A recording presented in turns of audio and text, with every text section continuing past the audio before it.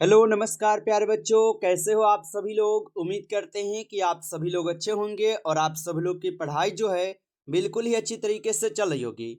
तो प्यारे बच्चों, आज के इस क्लास में हम सभी लोग जो है पढ़ने वाले हैं क्लास 12th होम साइंस के प्यारे बच्चों most important VVI objective question को, जो कि प्यारे बच्चों आपके 11 फरवरी के फाइनल बोर्ड परीक्षा के लिए क्लास काफ़ी इंपॉर्टेंट है। तो प्यारे बच्चों, यदि आप अपना सब्जेक्ट होम साइंस रखे हो तो बच्चों आज का ये क्लास आपके लिए कुछ इंपॉर्टेंट क्लास है, जिसको आप एक बार पढ़ के जाना अपने एग्जाम से पहले, क्योंकि आपके परीक्षा में बच्चों यहाँ से 100% क्वेश्चन आपको देखने को मिलेंगे। तो आप अच्छे से देखना और इन प्रश्न को याद करते चलना। तो चलिए बच्चों, हम क्लास को स्टार्ट करते हैं। उनसे पहले यदि आप जो है बच्चों इस चैनल पे पहली बार जुड़े होंगे तो आप इस चैनल को सब्सक्राइब कर लीजिएगा, जिससे कि बच्चों जब भी कोई नई क्लास हो सबसे पहले क्लास का नोटिफिकेशन आपके पास बच्चों पहुंच सके। तो आप इस चैनल को सब्सक्राइब कर लीजिए और आप बच्चों क्लास को भी लाइक जरूर कर लेना। तो चलिए हम क्लास को स्टार्ट करते हैं और देखिएगा बच्चों क्वेश्चन क्या पूछा है। बच्चों यहाँ पे क्वेश्चन पूछा गया आप लोगों से और क्वेश्चन है कि मासिक वेतन किस आय के अंतर्गत आता है। चलिए बच्चों आंसर लगाना आप सभी लोग, क्योंकि ये सभी क्वेश्चन इंपॉर्टेंट है और आपके परीक्षा में सीधे सीधे यहाँ से प्रश्न देखने को मिलेंगे। और बताइए कि मासिक वेतन किस आय के अंतर्गत आता है।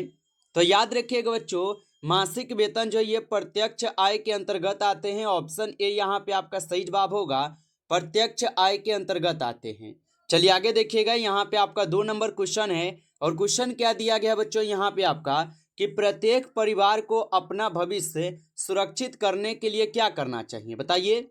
तो प्रत्येक परिवार को अपना भविष्य को अगर सुरक्षित करना है बच्चों तो उनको क्या करना चाहिए, बचत करना चाहिए, साथ ही साथ विनियोग भी करना होगा और एक बात और, उनको बजट बनाना पड़ेगा। ठीक है, यानी कि हम यहाँ पे उपयुक्त सभी करेंगे बच्चों। ऑप्शन डी यहाँ पे हमारा सही जवाब होगा।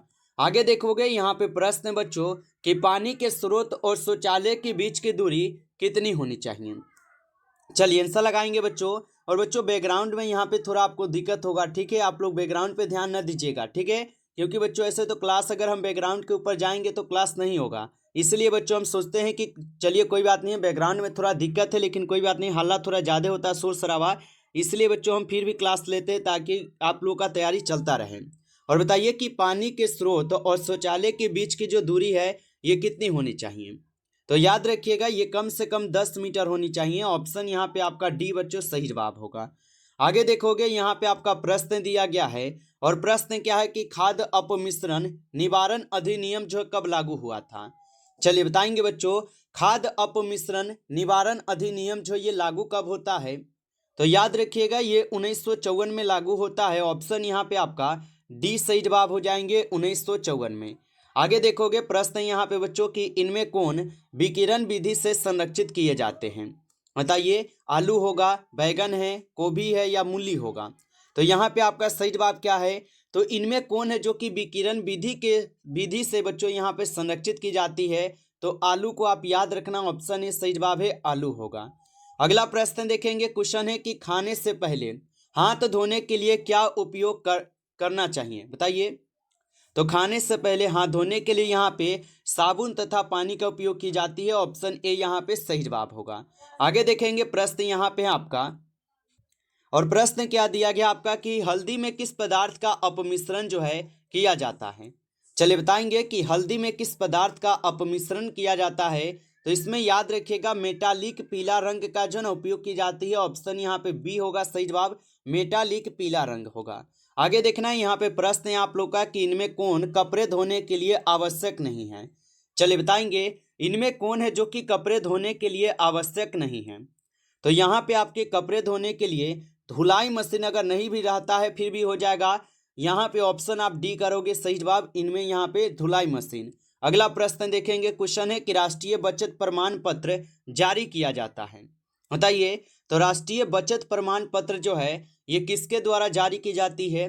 तो आप याद रखोगे ये डाक घर के द्वारा जारी की जाती है। ऑप्शन ए यहाँ पे आपका सही जवाब हो जाएंगे, डाक घर के द्वारा। चलिए आगे देखिएगा प्रश्न यहाँ पे है कि इनमें कौन शारीरिक विकास के अंतर्गत नहीं आता है। चलिए बताइए इनमें कौन है जो कि शारीरिक विकास के अंतर्गत नहीं आता है। तो शारीरिक विकास के अंतर्गत यहाँ पे अगर देखें तो यहाँ पे भाषा नहीं आते। ठीक है, ऑप्शन डी करेंगे सही जवाब, भाषा नहीं आते हैं। अगला प्रश्न देखेंगे, क्वेश्चन है कि दूध को संरक्षित करने के लिए किस विधि का उपयोग सबसे अधिक किया जाता है। चलिए बताइए कि दूध को संरक्षित करने के लिए किस विधि का उपयोग सबसे अधिक किया जाता है। तो याद रखेंगे यहाँ पे आपका सही जवाब ऑप्शन ए हो जाएंगे, याद रखिएगा। चलिए आगे देखेंगे, प्रश्न यहाँ पे दिया गया है, डीपी टीका टीका किस बीमारी से बचाता है। चलिए बताएंगे आप सभी लोग, डीपी टीका जो टीका है ये किस बीमारी से बचाता है। तो ये आपके इनमें सभी से बताते हैं। ठीक है, डिप्थीरिया हो, काली खांसी हो, टेटनस हो, उपयुक्त सभी से बचाते हैं, ऑप्शन डी होगा। अगला प्रश्न है कि समेकित बाल विकास योजना किसके लिए कार्य करती है। चलिए बताइए कि समेकित बाल विकास योजना किसके लिए कार्य करती है। तो ये बच्चों एवं महिलाओं के लिए कार्य करते हैं, ऑप्शन सी सही जवाब है, बच्चों एवं महिलाओं के लिए। अगला प्रश्न देखेंगे, साबुन में इनमें से किसका मिश्रण से बनता है। तो साबुन जो है बच्चों इनमें किस मिश्रण से बनता है बताओ। तो साबुन बनता है आपके किससे, याद रख लेना, वसा तथा क्षार से। ठीक है, वसा तथा क्षार से बनते हैं। आगे देखना यहाँ पे प्रश्न है कि वायु प्रदूषण के लिए कौन सी गैस जिम्मेदार है। चलिए बताइए। और बच्चों ये सभी क्वेश्चन वीवीआई क्वेश्चन है, आप अच्छे से इसको पढ़ो और याद करके जाइए अपने परीक्षा में।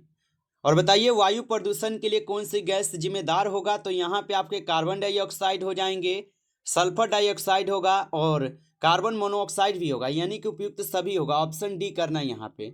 आगे देखो बच्चों, यहाँ पे प्रश्न है, प्राकृतिक रूप से पाए जाने वाली यहाँ पे पानी का शुद्धतम रूप है। तो प्राकृतिक रूप से पाए जाने वाली यहाँ पे शुद्धतम अगर रूप देखेंगे बच्चों तो वर्षा का पानी है। ठीक है, कौन सा है, वर्षा का पानी है, आप इसको याद रखना। आगे देखो प्रश्न है कि कौन सा टीका बच्चों को क्षय रोग से बचाता है। चलिए बताएंगे कि कौन सा टीका है जो कि बच्चों को क्षय रोग से बचाता है। तो याद रखेंगे आप सभी लोग, बीसीजी का जो टीका होता है ये क्या करता है, तो बच्चों को क्षय रोगों से बचाते हैं। आगे देखेंगे प्रश्न यहाँ पे है, इनमें कौन मौद्रिक आय के अंतर्गत आता है। चलिए बताएंगे इनमें कौन है जो कि मौद्रिक आय के अंतर्गत आता है। तो रुचि, श्रम और मकान और किराया, उपयुक्त सभी आते हैं, ऑप्शन डी हो जाएंगे सही जवाब, उपयुक्त सभी हो जाएंगे। अगला प्रश्न देखेंगे कि एड्स का कारण है।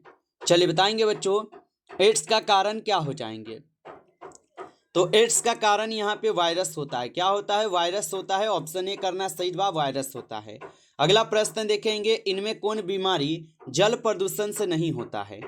चलिए बताएंगे कि इनमें कौन सी बीमारी है जो कि जल प्रदूषण से नहीं होता है। तो मधुमेह जो है ये जल प्रदूषण से नहीं होते हैं, ऑप्शन सी होगा सही जवाब, मधुमेह होगा। अगला प्रश्न देखोगे, क्वेश्चन यहाँ पे है, इनमें कौन थकान का लक्षण है। चलिए बताइए, यहाँ पे थकान का लक्षण उपयुक्त सभी होगा, सिर दर्द होता है, चक्कर आना और सुस्ती, ये उपयुक्त सभी होता है, ऑप्शन डी करना। चलिए आगे देखिएगा, प्रश्न है, इनमें कौन प्राकृतिक रेशा नहीं है। और बच्चों आप लाइक नहीं किए हो तो एक बार आप क्लास को जरूर लाइक लेना। ठीक है, नए होंगे तो आप चैनल को सब्सक्राइब कर लीजिएगा, क्योंकि बच्चों आपको यहाँ पे बेहतरीन तैयारी हम कोशिश करते हैं आपको कराने की। और आप लोग बताइएगा कि आपको क्लास मेरा कैसा लगता है। ठीक है, तो आप लोग नए हो तो सब्सक्राइब कर लीजिए। और डेली हम लोग 8 बजे रात को बच्चों हम लोग क्या करते हैं, तो हम लोग डेली यहाँ पे 200 क्वेश्चन से 300 क्वेश्चन डेली रिवीजन कर रहे हैं। तो आप नए हो तो सब्सक्राइब करके जुड़ जाना। ठीक है, और बताइए इनमें कौन है जो कि प्राकृतिक रेशा नहीं है। तो याद रखना बच्चों, नायलॉन नहीं होगा, याद रखना। अगला प्रश्न यहाँ पे कि हड्डियों के लिए कौन सा खनिज लवण सबसे अच्छा है। चलिए बताइए हड्डियों के लिए कौन सा खनिज लवण है जो कि सबसे अच्छा होगा। तो कैल्शियम हो जाएंगे, ऑप्शन यहाँ पे बच्चों डी आपका सही जवाब होगा, कैल्शियम होगा। आगे देखना है यहाँ पे प्रश्न है, किस आयु वर्ग के लिए आहार आयोजन की आवश्यकता नहीं होती। चलिए बताइए किस आयु वर्ग के लिए आहार आयोजन की आवश्यकता नहीं होती है। तो आप याद रख लेना, यहाँ पे नवजात शिशु हो जाएंगे, ऑप्शन ए सही जवाब होगा। अगला प्रश्न है कि पानी में मौजूद सभी कीटाणु को मारने के लिए उसे जो है ना किस तापमान पर उबालना चाहिए। तो पानी में मौजूद सभी कीटाणुओं को मारने के लिए उसे किस तापमान पर उबालना चाहिए। तो उसे उबालना चाहिए आपके 100 डिग्री सेल्सियस पे, ऑप्शन ए सही जवाब हो जाएंगे। आगे देखेंगे प्रश्न यहाँ पे है कि माँ का दूध जो है बच्चों ये प्रदान करता है। तो माँ का दूध जो होता है बच्चों ये क्या प्रदान करते हैं। तो आप याद रखना उपयुक्त सभी हो जाएंगे, रोग प्रतिकारक क्षमता होगा, हार्मोन और पाचन एंजाइम, उपयुक्त सभी यहाँ पे आपका हो जाएंगे, डी होगा। आगे देखो प्रश्न है, इनमें कौन खाद्य संरक्षण की एक भौतिक विधि नहीं है, बताइए। और बच्चों आपको किसी भी प्रकार के नोट्स अगर लेना हो, आपको इंपोर्टेड क्लास का नोट्स चाहिए, तो आप चाहें तो इस नंबर पे एसएमएस कर लो 962 18 834। ठीक है, इस नंबर पे आप एसएमएस कर लेना और बोलिएगा किस तरह हमें नोट्स चाहिए। ठीक है, इस तरीके से आप एसएमएस करोगे, आपसे आपका सब्जेक्ट पूछे जाएंगे और आप ले सकते हो। ठीक है, तो आप इस नंबर पे एसएमएस कर लो। अभी मात्र बच्चों आपको 99 रुपये में आपको सभी सब्जेक्ट का नोट्स मिल रहे हैं, तो आप चाहे तो जल्दी से ले सकते हो। इसमें 100% बच्चों सब्जेक्टिव ऑब्जेक्टिव है, जो परीक्षा में आपके सीधे सीधे छपने वाला है। तो आप नहीं लिए हो अभी तक, तो आप जरूर एसएमएस कीजिए, अभी जल्द से जल्द ले लीजिए, अभी भी समय है आपके पास।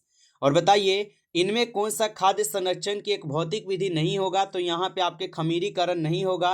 अगला प्रश्न देखोगे, क्वेश्चन है इनमें कौन मानवीय संसाधन नहीं है।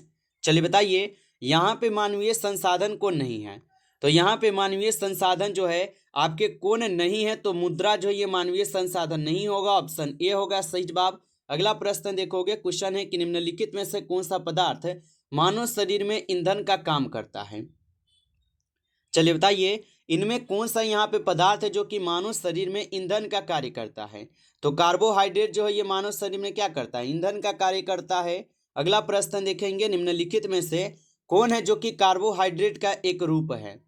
बताइए निम्नलिखित में से कौन है जो कि एक कार्बोहाइड्रेट का रूप होगा, तो कार्बोहाइड्रेट का रूप हो जाएगा स्टार्च, ग्लूकोज और सेल्यूलोज। ऑप्शन यहाँ पे बच्चों डी होगा। ठीक है, उपयुक्त यहाँ पे सभी जो है ना आपका सही जवाब होगा। आगे देखना, प्रश्न यहाँ पे बच्चों दिया गया है, इनमें कौन है जो कि एक किण्वित खमीरीकृत दुग्ध उत्पादक है। चलिए ऐसा लगाइए, इनमें कौन है जो कि एक किण्वित खमीरीकृत दुग्ध उत्पादक होगा, तो याद रखना यहाँ पे आपका दही होगा, ऑप्शन ए सही जवाब है, दही होगा। आगे देखना यहाँ पे प्रश्न है आप लोग का कि कौन सा निवेश सुरक्षित है। चलिए बताइए कि कौन सा निवेश है जो कि यहाँ पे सुरक्षित निवेश है, तो बैंक में बचत हो जाएंगे, जीवन बीमा है और राष्ट्रीय बचत पत्र, यानी कि बच्चों ऑप्शन डी है, उपयुक्त सभी होगा। आगे देखोगे प्रश्न है यहाँ पे कि इनमें किस प्रकार के वस्त्र के लिए स्टार्च और नील का उपयोग होता है। चलिए ऐसा लगाइएगा, इनमें किस प्रकार के वस्त्र के लिए स्टार्च और नील का उपयोग होता है, तो आप बताएंगे श्वेत सूती वस्त्र के लिए, ऑप्शन ए सही जवाब है, श्वेत सूती वस्त्र के लिए। अगला क्वेश्चन देखेंगे, मानव शरीर में ऊतकों का निर्माण किस पोषक तत्व में होता है, तो मानव शरीर में ऊतकों का निर्माण किस पोषक तत्वों से होता है, तो आप याद रख लीजिएगा ये प्रोटीन से होते हैं, ऑप्शन ए सही जवाब है, प्रोटीन से होगा। आगे देखेंगे प्रश्न यहाँ पे है, इनमें कौन है जो कि निम्न गुणवत्ता वाली आयु का परिणाम है, तो इनमें कौन है जो कि निम्न गुणवत्ता वाली वायु का परिणाम होगा, तो सिर दर्द हो जाएंगे, श्वसन संबंधित समस्या होगा और आंखों में जलन भी होगा, यानी कि उपयुक्त सभी होगा, इनमें सभी है बच्चों। तो बच्चों यहाँ पे इस क्लास में आपके 35 क्वेश्चन थे। कैसा लगा है आपको क्लास, आप कमेंट में बताना।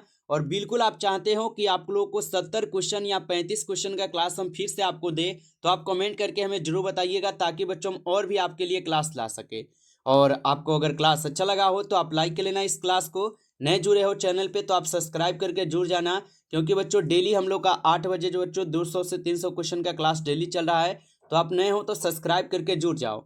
चलिए फिर मिलते हैं आपसे नेक्स्ट टॉपिक के साथ नेक्स्ट क्लास में। तब तक के लिए सभी प्यारे बच्चों को टेक केयर, अच्छी तरीके से तैयारी करते रहिए।